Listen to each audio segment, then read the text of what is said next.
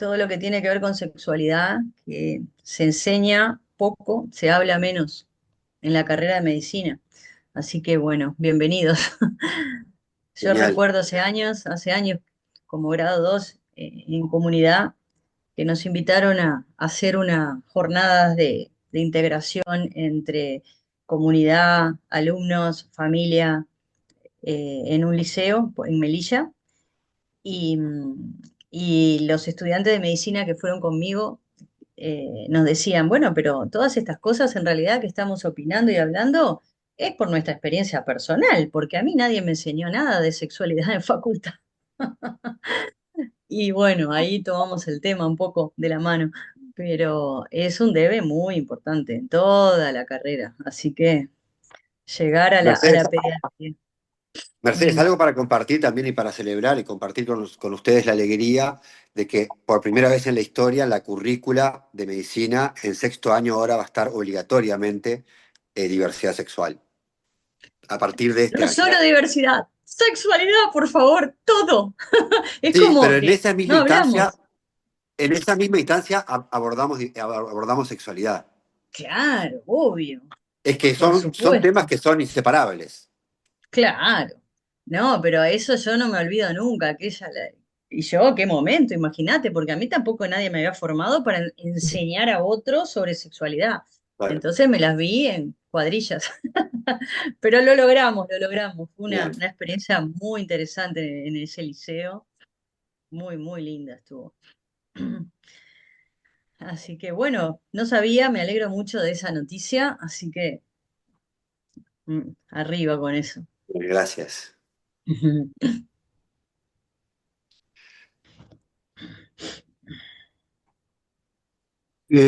Bueno, son 7:05. ¿Me escuchan? Sí, Sí, perfecto.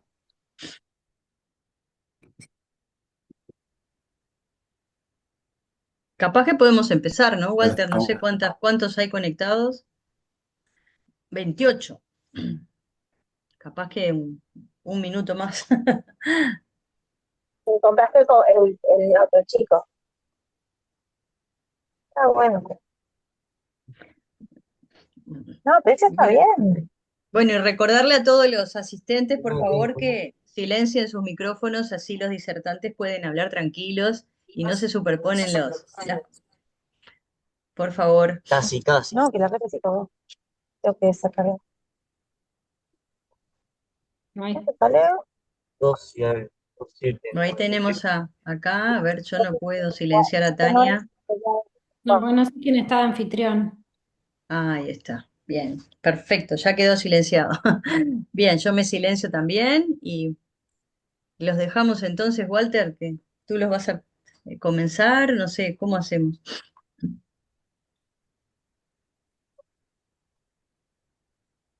No te de escuchamos, Walter. pediatra. ¿Ahora me escuchan? Ahora sí. Bueno, eh, esta es nuestra actividad mensual, que hoy toca atención integral a infancias y adolescencias en diversidad sexual. Y tenemos dos exponentes que la verdad que nos honran. Ambos son docentes, ambos son de cátedras diferentes. Tenemos al profesor adjunto Daniel Márquez, que pertenece a la Unidad Académica de Medicina Familiar y Comunitaria, que también trabaja en el Servicio de Diversidad Sexual del Pereira Rosell. Creo que no me equivoco si digo que fue el que creó y desarrolló este servicio. Y a su lado está la profesora adjunta María Laura Robela, Loli.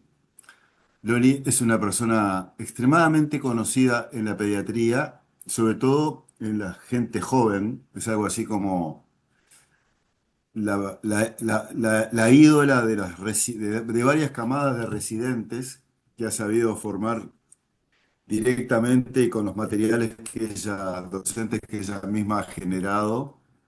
Acá en mi casa tengo una copia de, de tus encares y tus actividades docentes y que mi amigo Daniel con muy buen ojo ha invitado a trabajar también en el servicio de diversidad sexual del Pereira Rosell. La verdad que, bueno, más allá de la importancia del tema, me parece que están acá dos de las personas que pueden hablar con mayor propiedad de algo que sin duda nos falta en nuestro proceso formativo, pero que de a poco y con gente como ellos estamos logrando insertar dentro de la formación curricular, no solo de los pediatras, sino de todos los estudiantes de medicina. Así que te voy a dar la palabra, Daniel, o no sé si va a empezar María Laura, y los voy a acompañar, obviamente. Sergio Venturino es el presidente de la Sociedad de Pediatría y está de licencia y de viaje y me pidió que, bueno, que lo saludara y que lo disculpáramos de que él le hubiera gustado estar, pero por estas razones importantes no va a participar. Yo me voy a retirar 5 o 10 minutos antes porque tengo justo otra actividad de la Sociedad de Pediatría a las 20, pero bueno, va a quedar Mercedes Bregante, que es otra integrante de la comisión directiva, que no va a representar a la directiva perfectamente. Así que les paso la palabra a los expositores y muchas gracias por esto. Bien, Walter, un placerazo. También agradecerles un montón a la Sociedad Uruguaya de Pediatría por la invitación. Con Lori venimos trabajando un montón desde el Servicio de Diversidad Sexual del Pereira Rosell. Siempre es un placer para mí como médico de familia y en mi actividad docente en la facultad trabajar con pediatría. Naturalmente lo hago desde que fui residente. Hay un saber, hay un nuevo saber que se genera del trabajo conjunto entre medicina familiar y pediatría que yo me enriquezco todos los días trabajando con ustedes. Y en esta temática en particular es súper importante el abordaje de la pediatría. Así que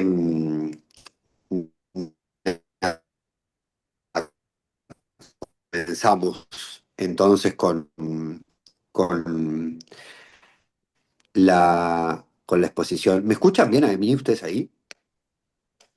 ¿Se me escucha Sí, bien? Súper, perfecto. perfectamente, Yo creo que Daniel. estoy con mala conexión, ¿no? No, se te escucha bien. ¿Hay Ahora no mala te conexión? escuchamos. Sí, capaz que se Ah, bien. corta un poco, tené cuidado, a veces se corta, te escuchamos bien, pero quedó como un poco de corte. Bien, bien.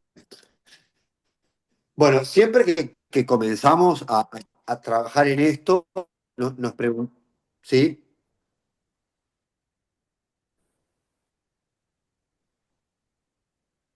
Se le corta al turco, ¿no? Bien. Yo entiendo que me escuchan, así que sigo adelante.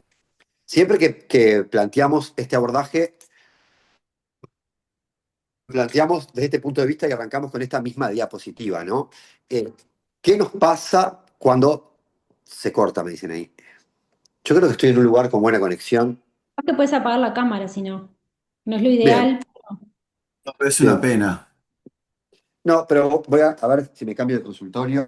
Y voy a un consultorio con ventana, perdón, pero esto ya lo soluciono. A ver. Todo bien.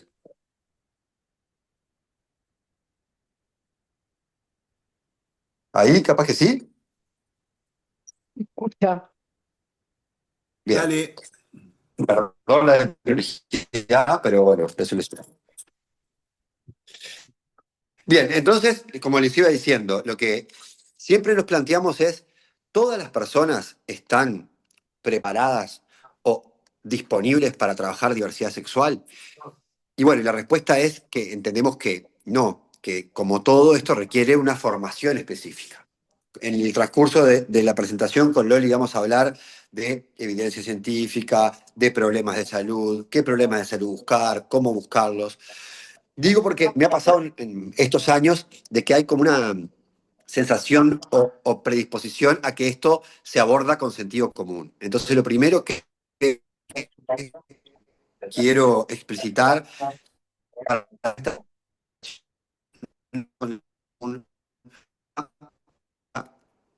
muy, pero no es suficiente, digamos, a la hora de abordar esta población. Y breve, voy a hacerles un repaso que me parece importante, que trabajé ya hace un tiempo, que es, yo antes era medio reivindicativo, confrontativo, en esto de, sentía que los pacientes eran discriminados o los pacientes eran expulsados de los servicios y un poco laburando con un equipo interdisciplinario, entendí a propósito de cómo nos formamos, de dónde venimos. Entonces, eh, brevemente les voy a hacer un reconto que hicimos de dónde venimos, la próxima. ¿Vos podés pasar ahí, Loli? Bien, venimos de jugar con juegos, todos conocerán el arroz con leche, venimos de jugar con juegos que están muy estereotipados y muy marcados con estereotipos de género. Entonces, un artista hizo una presentación, un artista que a su vez es un amigo, en uno de los concursos del MEC, donde escribió el arroz con leche y lo que decidió fue tachar todo lo que tenía perspectiva de género. Perspectiva de género impuesta, mandatada. Perspectiva de género como, digamos, sin visualizar otras opciones. No con perspectiva de género como les decimos ahora, con una perspectiva de género impuesta. Entonces, en el arroz con leche, si tachamos todo, solo queda arroz con leche. Entonces, nosotros venimos de cantar todo esto en nuestras escuelas, venimos de saber de memoria el arroz con leche, y eso hace a nuestra formación por fuera de lo académico, pero interfiere en nuestra accionar porque nos formamos de esa forma. Arroz con leche, me quiero casar, te puedes querer casar o no, con una señorita, puede ser una señorita, puede ser un señor, de San Nicolás, que sepa coser, que sepa bordar, hay como una asociación interesante, ¿no? El de los cuidados. Yo recuerdo que San Carlos, que es de donde vengo, los varones nos poníamos en el medio y señalábamos a la niña y decíamos, con esta sí, con esta no, con esta señorita me caso yo. Entonces el varón era que elegía. Entonces, la próxima,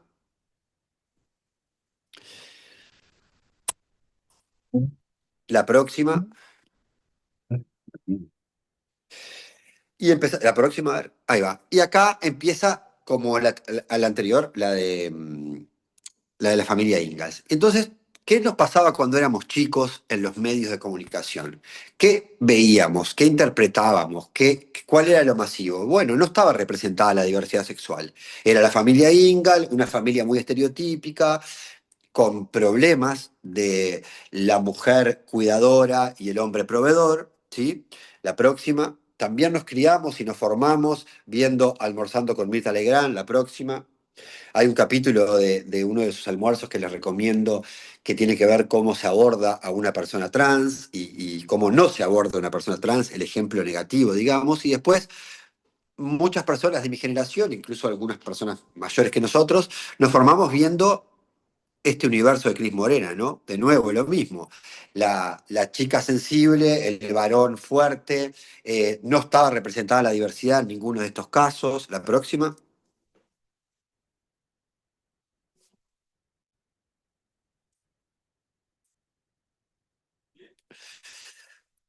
Y empiezan a aparecer otras expresiones, los Simpsons. Los Simpsons para muchas personas de la comunidad de la diversidad sexual son como el primer mojón donde empezó a visualizarse, por ejemplo, varones gays, explícitamente gays, que se gustan.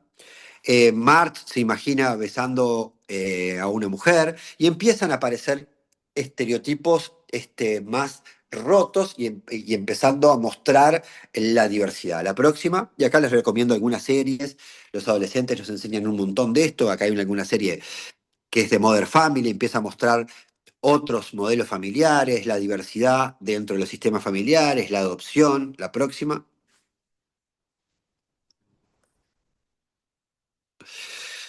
Bien, aquí yo traje algo para mostrar, pero lo vamos a mostrar ahora, pero les recomiendo específicamente este capítulo de Sex Education, lo que pasa en el sistema educativo, esto de separar en filas, las niñas por un lado, los varones por el otro, muy instalados los estereotipos de género, donde las personas de la diversidad sexual se sienten muy excluidas. Y esto pasa hoy en Uruguay. La próxima. Bien, acá hay algo que sí quiero detenerme para recomendarles, ustedes que son pediatras y que trabajan con un montón de niños, niñas y familias. Hay un caso real, yo tuve la oportunidad, el privilegio de participar en el abordaje de esta familia a través del Fondo de Población de Naciones Unidas, de escuchar a esta mamá. Es una película que es basada en hechos reales, en el hecho real de Luana, que fue la primer niña que logró un cambio de nombre y sexo registral en Argentina. Y les recomiendo el libro autobiográfico escrito por su madre, que se llama Gabriela Mancilla. Ella relata lo que vivió en el sistema de salud, en el No, sistema educativo, y creo que es muy Raquel. extrapolable. Hay un micrófono prendido allí. Creo que es muy extrapolable a lo que pasa en Uruguay. ¿Por qué les traje todos estos ejemplos? ¿Por qué les traje este recorrido de cómo nos formamos? Porque creo que cuando estamos frente a otro colega tenemos que entender que nuestra formación no estuvo medio de comunicación, etcétera. Y a mí me ayudó un montón, por eso lo traigo, a entender que del otro lado hay una persona que no tiene conocimientos posiblemente en aspectos vinculados a diversidad, porque en su formación como infancia y adolescencia eso no estuvo presente. Un último concepto. Hasta hace 7 años nosotros íbamos a uno de los eventos más populares que tiene el Uruguay, que es el carnaval, y la diversidad sexual estaba representada en una forma de burla. El varón gay era un varón gay afeminado que solo estaba ahí para explicitar que quería tener relaciones sexuales con cualquier varón.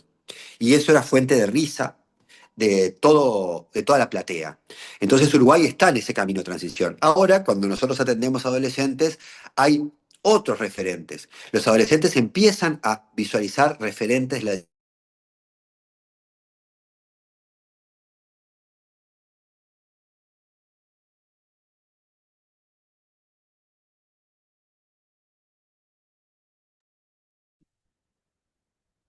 Se cortó, me parece. Se cortó la comunicación, pero el turco está ahí. María Laura, Seguimos, ahí está. ¿querés, querés seguir tú? Sí, sí, seguimos. Bueno, Ahí volví yo. Simplemente dale, dale, termina nomás. dale nomás, Loli, porque lo mío eran simplemente ejemplos y ahora justo le tocaba a Loli, así que Loli adelante. Perfecto.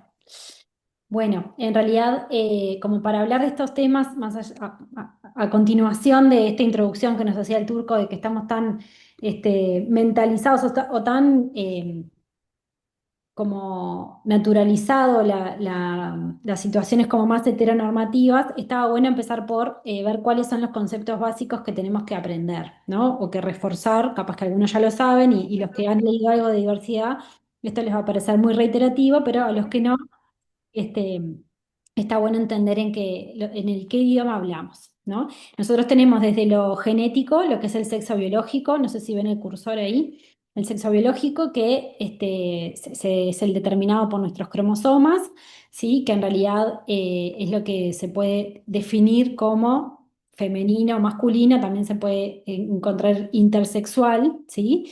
Pero es el marcado por los cromosomas, digamos. Eso es el sexo. Después tenemos lo que es la identidad de género. La identidad de género es, si es cómo me siento yo, con qué género me siento representado, ¿sí? Si yo tengo genética femenina y me siento femenina, voy a ser cisgénero, porque mi género, mi identidad de género coincide con mi sexo biológico. Por el contrario, si tengo un sexo biológico masculino y mi identidad de género es femenino, voy a ser transgénero, ¿sí? Después está lo que es la expresión de género, porque una cosa es lo que yo siento y lo que yo pienso, y otra cosa es lo que expreso. A veces la expresión de género para las personas sigue siendo igual al sexo biológico porque diversos motivos que después vamos a conversar no han hecho el proceso de poder expresar lo que sienten, ¿no? Expresarse como son. Y después está en forma independiente lo que es la orientación sexual. La orientación sexual es hacia quién me siento atraído sexualmente, pero ser transgénero no tiene que ser, o cisgénero, no tiene por qué venir relacionado o de la mano de lo que es la orientación sexual. Ahora hay un millón de definiciones distintas de asexuales, soy queer, hay como un montón de definiciones como nuevas pueden ser, ¿no? Tomadas, pero a mí lo que me parece importante de esto es no generalizar, ¿no? Tampoco ponerle, a ver en qué casillerito entra, ¿no? A ver qué nombre le va a esta persona, porque a veces sobre todo los adolescentes a veces pueden cambiar o ir como transitando distintas etapas. Entonces, no hay que encasillar a la gente, lo que sí nos ayuda es a entender que no hay una forma como única de ser y que no por sentirme mujer me van a gustar los hombres, ¿no? Es como que no se puede generalizar. Bien, acá pusimos un pedacito de una guía uruguaya de salud y diversidad sexual que está muy buena, se las recomiendo, que pone como en palabras lo que es la diversidad sexual, cómo afecta a la salud, ¿no? Pero sobre todo porque ya de por sí está en una situación de desigualdad y se afecta, o sea, por distintos motivos, está afectada la calidad de vida y los estándares de salud, entonces a veces se terminan alejando del sistema de salud porque no son comprendidos o porque no son tratados como merecen, ¿no? No solo por el médico, sino por todo el sistema, desde los que lo atienden, el portero, todo el sistema de salud, digamos, este, puede ser como adverso para esa persona. Ay. Bueno, entonces, para contarles un poco, nosotros con el Turco trabajamos en la Policlínica de Diversidad Sexual del Peria Rosell, que viene, en realidad es como una hija del Turco, pero viene como de su aprendizaje en la duda de que todos conocemos del Samboa, ¿sí? Yo me incorporé en la Policlínica hace 2 años porque, bueno, cada vez eran más frecuente la asistencia de niños y adolescentes, entonces realmente aprendí mucho con ellos, más allá de lo que pude haber estudiado aparte. Este, y esto lo hicieron ellos, ¿no? Lo que es la escalera de abordaje. La escalera de abordaje es como una forma de enfocar o de pensar en cómo va a ser la asistencia de estos pacientes, ¿sí? Saber que en realidad, sobre todo en pediatría, para cuando uno tiene un niño o un adolescente que es trans, va a haber como muchos escalones que tiene que pasar, ¿no? A veces está esa creencia de que van a la policlínica porque se van a hormonizar, entonces nosotros somos los que le vamos a dar las hormonas, ¿no? Y en realidad es un proceso que tiene varias etapas. Primero, conocerlos bien, eso es bien importante, hacer una buena historia clínica muy completa. Ahora le vamos a contar de una herramienta que usamos para eso. Esto igual está hecho para adultos, no está aplicado a pediatría, pero lo tenemos, lo usamos igual. Eh, Después, pasar a hacerle, obviamente, el examen físico a veces nos cuesta un poco más, porque en realidad, por toda esta sensación como de incomodidad con su propio cuerpo, por haber tenido experiencias negativas, anteriores, entonces a veces dejamos el examen físico para después, pero sí es importante hacerlo para pesquisar algunas enfermedades que son más prevalentes, algunos signos que nos pueden dar alerta de ciertas situaciones, como las lesiones autoinfligidas o lesiones por la adecuación o por su expresión de género. Después, cuando tomamos la decisión de realizar una hormonización, primero hacemos la paraclínica y ahora igual vamos a hablar de cada una de ellas, pero es una cosa que sería como parte del proceso solamente cuando cuando la persona y la familia obviamente acompañan y van en ese camino, ¿no? No es algo que nosotros sugerimos, sino que vamos acompañando lo que quiere la persona. Y bueno, las cuestiones quirúrgicas no son para la edad pediátrica.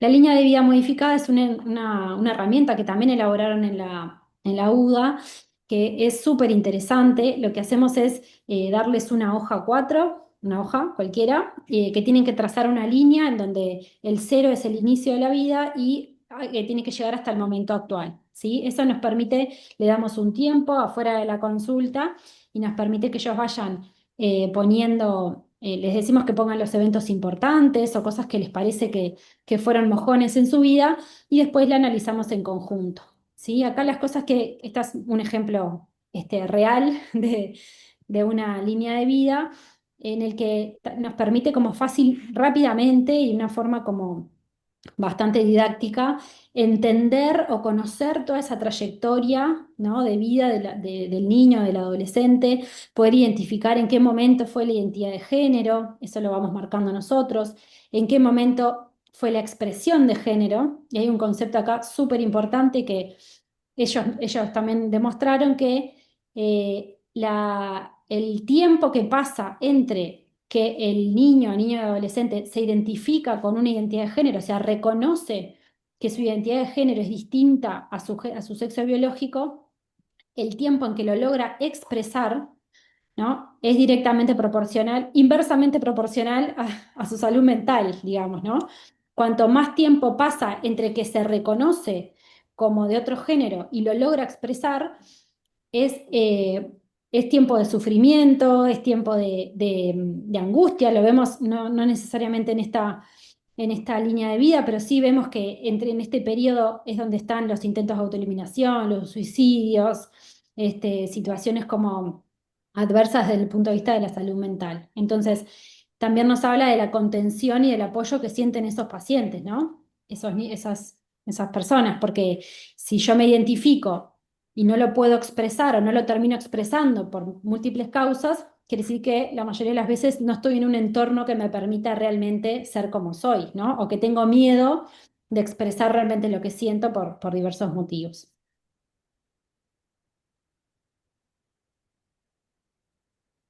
Bueno, Turco, seguís vos.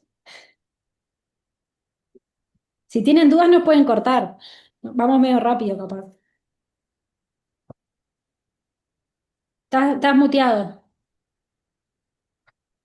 Ahí, no, simplemente acá traíamos ejemplos de esto que le decía de la importancia de cuando hay referentes, eh, y simplemente referentes en el deporte, la próxima, así, acá. Nosotros nos parece muy importante, y eso lo trabajamos un montón en el servicio, esto de poder trabajar con otras áreas que realmente generan cambio, ¿no? Todo lo que tiene que ver con la transición social, los cambios de comportamiento, eh, los nombres y pronombres utilizados, el maquillaje, el peinado, la vestimenta, la modificación del vello corporal, el uso de rellenos mamarios o técnicas para comprimir las mamas. Ya aprovecho a hablar de ellos porque después tenemos otra diapo de problemas de salud específicamente.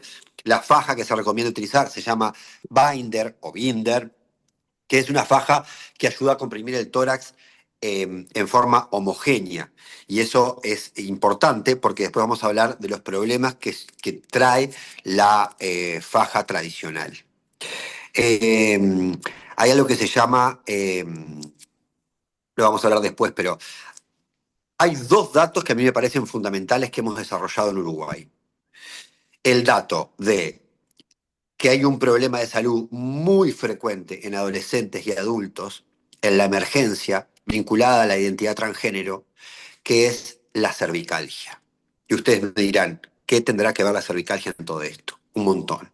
Cuando el adolescente o la persona adulta, pero un montón de adolescentes porque es de fácil acceso, utilizan la faja tradicional, el tórax pierde expansibilidad, cambia la columna de aire y se contraen los músculos respiratorios accesorios para poder también agravar la voz, más sumado a una postura en jarra para ocultar las mamas.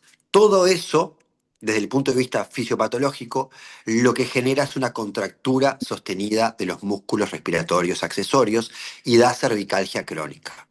Nosotros en el consultorio con un adolescente que lo vemos fajado, con una mínima intervención de minutos, logramos evitar esa cervicalgia y que tenga a su vez medicación crónica en forma analgésica, no solo en la adolescencia, sino en su vida adulta. Y es decirle, tenés que usar la faja adecuada, no tiene que ser más de 8 horas por día, no duermas con la faja puesta. ¿Sí? A su vez, la faja genera problemas de piel en la región axilar, que es una lesión característica de las personas trans por usar la faja inadecuada. Entonces ahí hay un elemento muy importante y es evitar el daño, que es algo que tenemos que hacer todos los médicos y las médicas. Explicitar qué faja utilizar, cuántas horas y cómo. Y hay otro datazo que me parece muy importante, que tiene que ver con el trucado, que también utilizan los adolescentes. Trucarse es esconder los testículos para que no se vea en la ropa. El trucado genera algo que es muy dañino. Nosotros sabemos que los testículos están en bolsas. Las bolsas tienen una función termorreguladora. Cuando hace frío, los testículos descienden, perdón, los testículos ascienden hacia el centro de calor y cuando hace calor, los testículos descienden lejos del centro de calor. Si los testículos están expuestos todo el tiempo al centro de calor en el trucado, lo que ocurre es una pérdida de la fertilidad por el daño de los espermatozoides directos. Y algo que está demostrado es que el calor permanente y la pérdida de la función reguladora de los testículos genera cáncer de testículo. Entonces, si será importante que nosotros explicitemos en la consulta cuando vemos a un adolescente trans con una bombacha trucadora, por ejemplo, o vemos que tiene comprimidos los testículos, explicitar que no duerma trucada, que si va a utilizar el trucado, utilice una bombacha adecuada, que no traccione los testículos hacia el conducto inguinal. Entonces, esto que tiene que ver con nueva evidencia, nueva formación, que simplemente nos eh, implica unos minutos de la consulta y que le cambia, literal, le cambia el pronóstico a esta persona. Este estudio que hicimos vinculando los motivos de consulta en la emergencia, que la cervicalgia esté tan alto en los varones trans, y que se medique en forma crónica. Simplemente con un consejo, una consejería, evitaríamos eso. La próxima. Porque venimos con esta noticia ya hace muchos años. Bueno, acá no quiero aburrir porque es la ley trans. Y Loli, ¿vos tenés algo para decir de eso?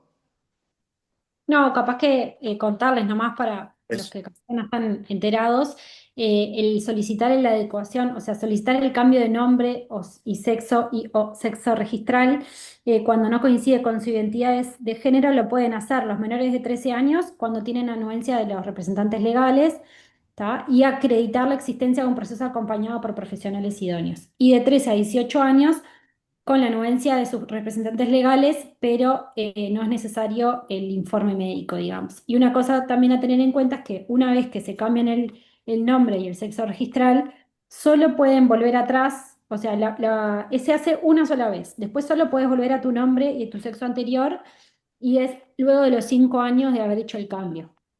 Esto se hace para que no sea una cuestión de, bueno, hoy me llamo así, mañana me llamo así, porque bueno, desde el punto de vista también legal, no está bueno como ir y venir, ¿no? Pero sí asesorarlos que antes se requería hacer como toda una cuestión mucho más larga, ahora alcanza con el acompañante, digamos, de los padres o de los representantes y acompañamiento médico si tiene menor de 13. Bien. Bueno. Bien. Una Ah, cosita que decía el turco antes es que en realidad la parte anterior, o sea, todo lo que es la transición social, para nosotros es lo que más pesa y lo que más usamos o favorecemos en la consulta con, sobre todo niños, ¿no? Después que empiezan ya la pubertad, pues sí empezar las intervenciones hormonales, pero al principio siempre lo que más vamos a fortalecer es toda la expresión de género que no requiere medicamentos. bien. Bueno, ¿Cómo? No, que lo que les quería decir a los dos es Sí, que están apareciendo en el chat sí. comentarios y preguntas. No sé qué prefieren, si ir contestándola o como me parece a mí mejor, al final de la exposición hacer algo interactivo. Perfecto. Perfecto, al final sí. Pero estimular a los compañeros a que escriban en el chat. Genial. Claro, perfecto. Sí, están apareciendo bastantes preguntas. Ahora, capaz que los últimos 10 minutos los usamos para contestar Es preguntas. genial. Así que le metemos pata para terminar Sí, 10 quedan minutos antes. 20. Vamos Bien, Sí. arriba. en No, 10 vamos, minutos hablamos terminamos. de las intervenciones hormonales, contarles que cuando están iniciando la pubertad, lo mejor es hacer la inhibición puberal, ¿sí? Que se hace con el leuprolide, que son análogos de GnRH, que ahí lo que se logra es detener el proceso puberal, y eso está bueno porque es una acción que cuando por ejemplo, si decís, bueno, el adolescente se arrepintió o no le gustaron los cambios o lo que sea, cuando se suspende la medicación, se reinicia o se continúa, digamos, todo lo que es el desarrollo hormonal, ¿tá? Pero también está bueno porque disminuís la expresión o el crecimiento de los caracteres sexuales secundarios, ¿no? Que son lo que más le pueden generar angustia a los adolescentes cuando empiezan su pubertad. Y después en la etapa pospuberal se le puede empezar a hacer tratamiento hormonal contrasexual, que es decir, a los masculinizantes o feminizantes. ¿Tá? Todo esto obviamente con mucho acompañamiento y obviamente para clínica antes de eso. ¿Algo más querías decir de esto, Turco? ¿Vos? No, no. Bueno, y las intervenciones quirúrgicas, saber que existen, en realidad ni las mencionamos en menores de 18 años, y tampoco es algo que se hagan todas. La que se está haciendo en Pereira solamente son ¿no? Las mastectomía o mamoplastia. Después las demás no hay experiencia, según tengo entendido, en otro tipo de cirugías genitales. Sí, y acá. En los vos tenés algo para decir de ahí. Yo quiero ir. Ahora estoy pensando que nos quedan 10 minutos y. Sí. No, acá es los riesgos de la salud. Esto, simplemente creo que el resumen vinculado a los riesgos es la expulsión del núcleo familiar, la expulsión del sistema educativo, la marginación social y laboral y las barreras de acceso al sistema de salud. La próxima. Bien. La próxima. Perdón, esto nada más mencionarles que en realidad lo que decíamos al principio, que los riesgos de la salud de tanto de las mujeres trans como de los varones trans son un poco distintos, pero estos son en común, tienen mayor frecuencia de violencia social, de violencia física y emocional, más síntomas depresivos, intentos de autoeliminación y suicidio. Y algo bien importante es que cuando hay un acompañamiento familiar adecuado, cuando hay un apoyo, un sostén familiar, estas alteraciones de la salud mental disminuyen a lo esperable para sus edades, ¿no? Y eso es bien importante porque el acompañamiento de la familia es un factor muy, muy protector. También tener mayor exposición a conductas de riesgo, consumo de sustancias psicoactivas, el inicio temprano de relaciones sexuales, mayor riesgo de ITS, y ahí también es culpa nuestra porque muchas veces no sabemos asesorar, ¿no? O asesoramos con esa mente heteronormativa que le hicimos al adolescente varón: tomá, te traje, servite, agarrate de preservativos que te damos en la policlínica, y de repente no es la práctica sexual que tiene ese adolescente, entonces no te va a preguntar cómo me cuido ante otra práctica sexual, ¿no? Entonces, el cómo nos comunicamos con los adolescentes, sobre todo para educar en ITS, es muy importante de preguntar qué prácticas sexuales tiene, ¿no? Independientemente de cuál es su orientación sexual, es otra cosa que sabemos. Además de su orientación sexual, que se puede identificar, no sé, yo soy homosexual, pero a veces tengo relaciones con heterosexuales, ¿no? Depende. Entonces, a veces está bueno preguntar cuál es la práctica sexual y para ahí informar o dar mejor asesoramiento anticonceptivo. Que ni siquiera es anticonceptivo, muchas veces es para prevenir las ITS nomás, ¿no? Pero bueno. Después, los efectos adversos a los tratamientos, y ahí hay que tener cuidado cuando los consiguen en forma clandestina, porque se pueden dar dosis que no son adecuadas, sobre todo en adolescentes más grandes. Y lo que decía el turco de la faja, la disfonía y la cervicalgia en géneros masculinos. Em, No sé Bien, si... ahí creo que sí. No, yo quería ir a lo de duelo, que me parecía importante como pique importante para la consulta, que no sé si ¿Vale? esta es la última, No, no. Ahora pero creo que está en una diapo específica. sí. Ahí, perfecto. Em, Acompañar a las familias, lo decía Loli, es muy importante, el abordaje familiar es muy importante, pero sobre todo el poder de la palabra es muy importante. Ahí les dejé para pinchar un estudio que yo utilizo como referencia siempre, que es que el rechazo familiar, es algo que ya sabemos, pero está buenísimo acompañarlo con evidencia científica, es que el rechazo familiar es el principal predictor de alteraciones de la salud en la población LGTB. Y eso está demostrado. Entonces nosotros cuando promovimos la ley trans, dos de las cosas que llevamos como argumento, sobre todo en el área de la salud, era esto que comentaba Loli, que cuanto más tiempo hay entre que uno se identifica y logra expresarse, más lesiones autoinfligidas, más intentos de autoeliminación, más depresión, más ansiedad. Por eso la importancia de acompañar los procesos y que la persona pueda expresarse en función de cómo se siente. Pero hay algo también en el poder de la palabra que me parece importante. A nivel de la psicología, y está muy bien porque son términos técnicos, se utiliza mucho la palabra duelo. Y creo que nosotros, en nuestras profesiones, llevamos eso a la consulta y estos años me han llevado a, inclusive trabajándola con grupos especializados de psicólogos en esto, de trasladar esa palabra a la familia. Esto es un duelo, ya no tenés la hija que tenías, ahora tenés un varón. El simbolismo de la palabra duelo es muy importante que intentemos no trasladarlo a la familia. Es una mala intervención. El duelo, acá no murió nadie. Al contrario, es una misma persona que tiene una identidad diferente a la que tenía, que se expresa diferente, pero le sigue gustando el chocolate, le sigue gustando ir a Buenos Aires y le sigue gustando jugar a determinado juego. Creo que esto del poder de la palabra es como muy interesante, porque hay una acción a nivel de salud mental como que si todo cambiara, y esos cambios abruptos familiares son disruptivos, y cuando son apoyados por el médico o la médica, son más disruptivos aún.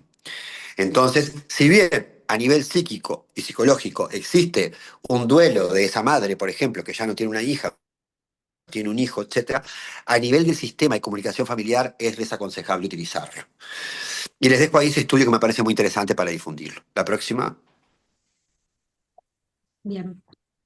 Capaz que para ir cerrando, en realidad, de qué podemos hacer como pediatras o como, ¿no? Decir, bueno, nosotros tenemos un equipo multidisciplinario precioso en un lugar específico que después les pasamos cómo se puede conseguir fecha, pero en la práctica cotidiana, ¿qué es lo que podemos hacer? Primero, varias cosas como, por ejemplo, que la persona se sienta cómoda, que yo sobre todo lo que son adolescentes, a veces nos hacemos como los cancheros, los pediatras, y llamamos en el consultorio, llamamos por el nombre de pila a pacientes que no conocemos. Eso no, si bien puede ser muy lindo, a alguno le puede molestar, ¿no? Si yo llamo en la sala de espera a Agustín y de repente se siente Micaela y todavía no hizo el cambio registral, lo más probable es que no entre al consultorio, ¿no?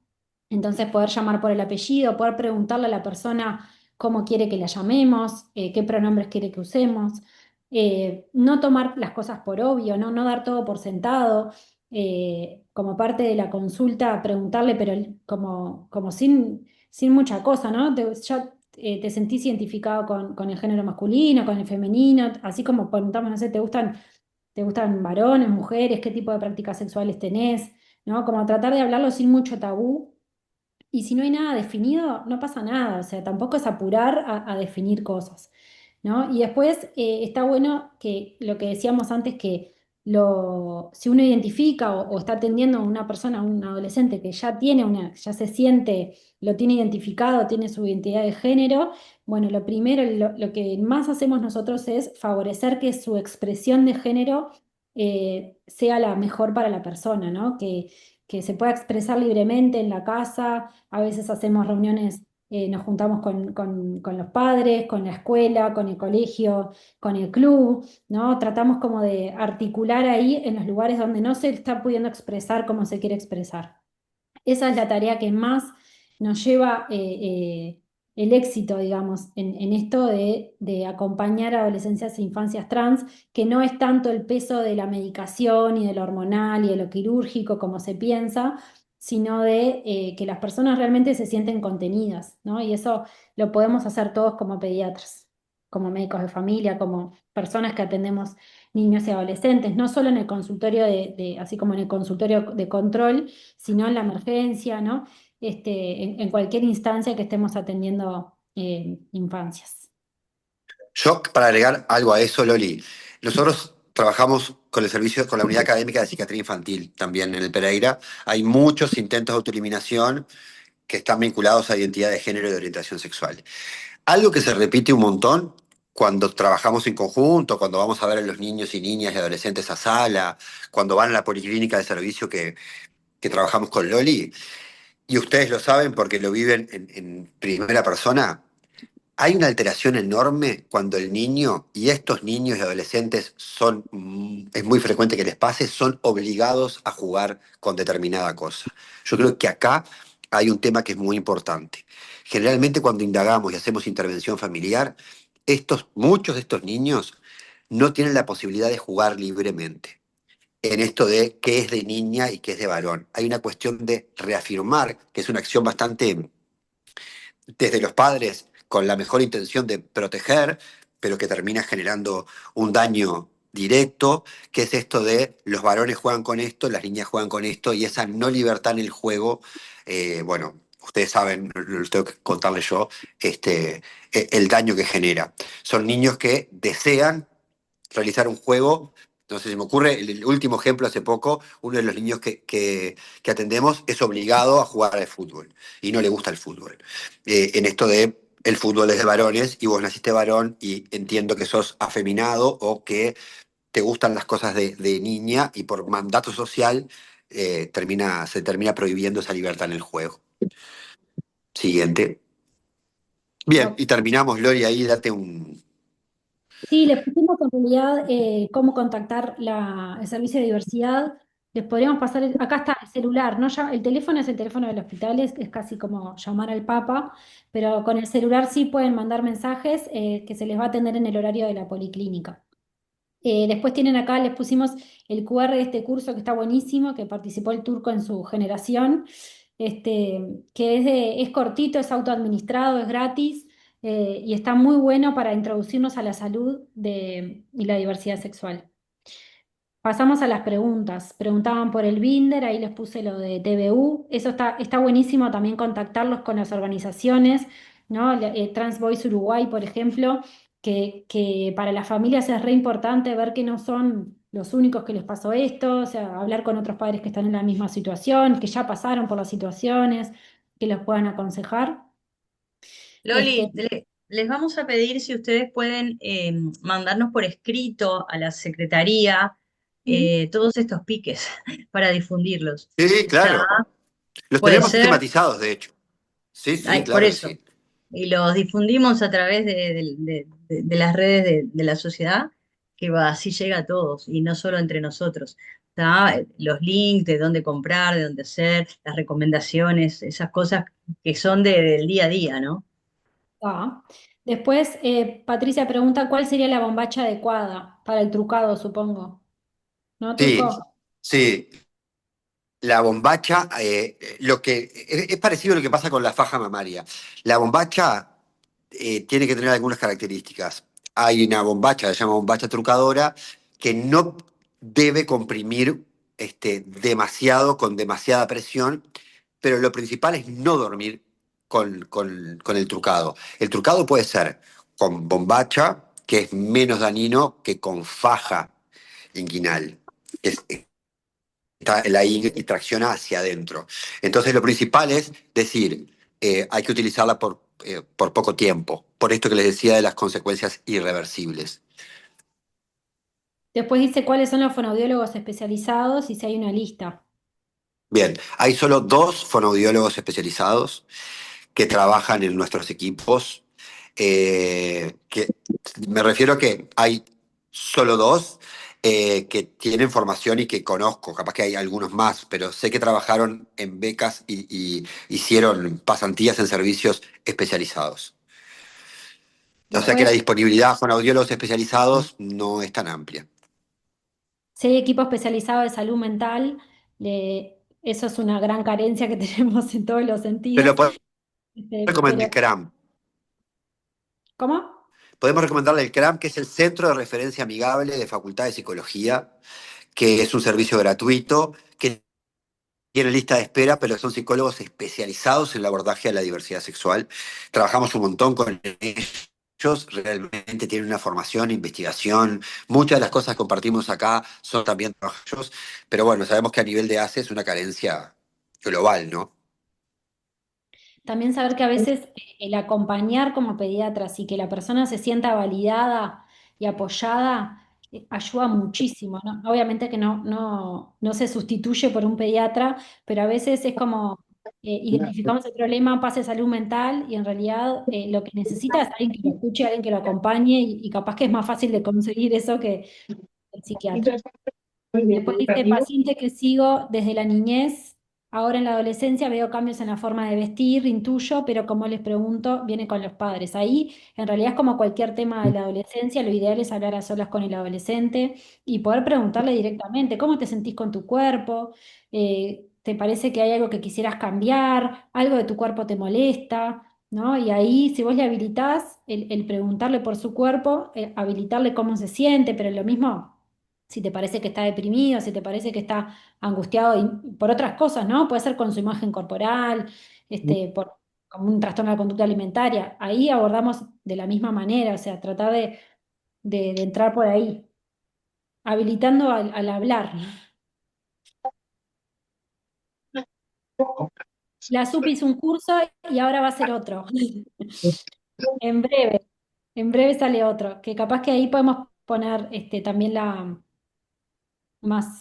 obviamente va a ser más largo, ¿no? Pero yo también lo hice en esa oportunidad y me encantó. Y ahora se va a hacer otra versión. No sé cuándo es, Mercedes, pero capaz que vos sabés la fecha.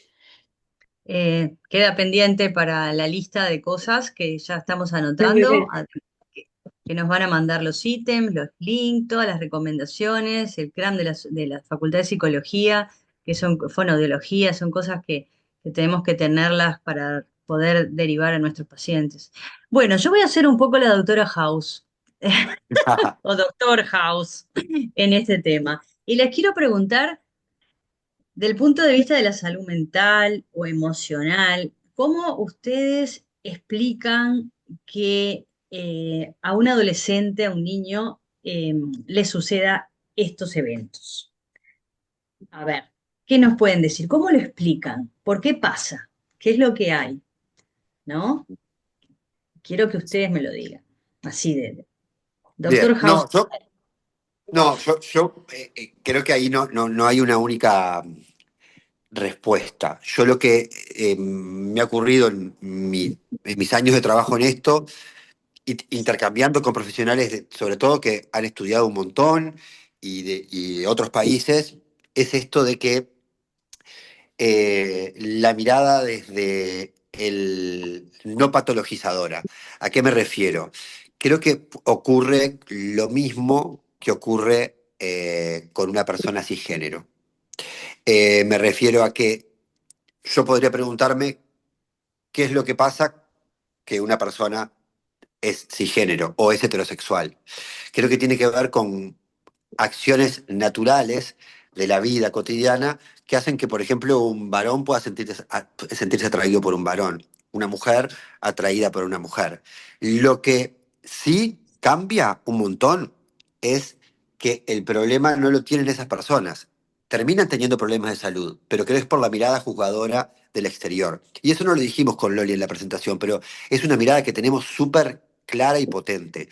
Es, si algo tenemos que hacer es despatologizar la diversidad sexual, porque hasta hace nada las organizaciones, sociedades científicas, internacionales inclusive, tenían la identidad de género como una patología. Hoy sigue estando como patología. Pero en términos de la medicina, 40 años es muy poco. Y hace 40 años los varones gays eran tratados como enfermos mentales porque estaba dentro del manual de patologías mentales. Entonces creo que la mirada tiene que ser despatologizadora. Me refiero a que en el desarrollo